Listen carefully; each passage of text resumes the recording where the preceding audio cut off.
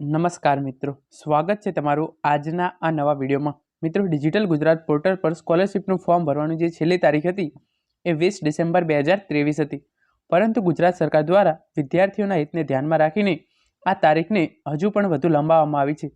આજના આ વિડીયોની અંદર આપણે જોઈશું કે આ નવી તારીખ છે એટલે કે નવી છેલ્લી તારીખ કઈ રહેશે અને આની અંદર કયા કયા વિદ્યાર્થીઓ છે એ ફોર્મ ભરી શકશે।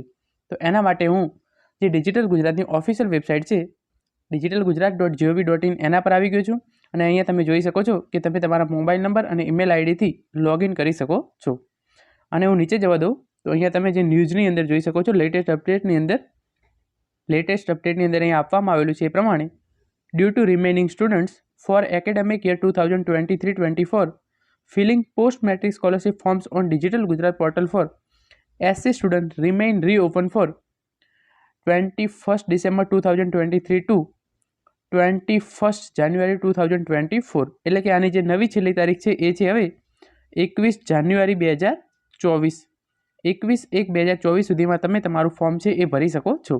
અને આ કોના માટે છે? ફક્ત SC સ્ટુડન્ટ માટે, પરંતુ જે ST અને OBCના સ્ટુડન્ટ છે એમના માટે પણ આ વેબસાઇટ છે એ ચોક્કસ પોર્ટલ ફરીથી ખોલવામાં આવશે અને તેઓ પણ એમનું ફોર્મ છે એ ફરીથી ભરી શકશે।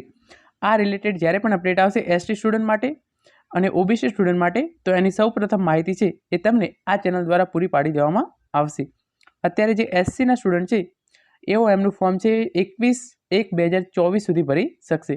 ફોર્મ કઈ રીતે ભરવું એ વિડીયોની લિંક નીચે ડિસ્ક્રિપ્શનની અંદર આપવામાં આવેલી છે, તો ચોક્કસ તમારું ફોર્મ ભરવાનું બાકી રહી ગયું હોય, કોઈ પણ ભૂલ સુધારવાની બાકી રહી ગઈ હોય તો તમારા માટે હવે 21/1/2024 સુધી પોર્ટલ ખુલ્લું છે, તો તમે એ ફોર્મ ચોક્કસ ભરી દેજો।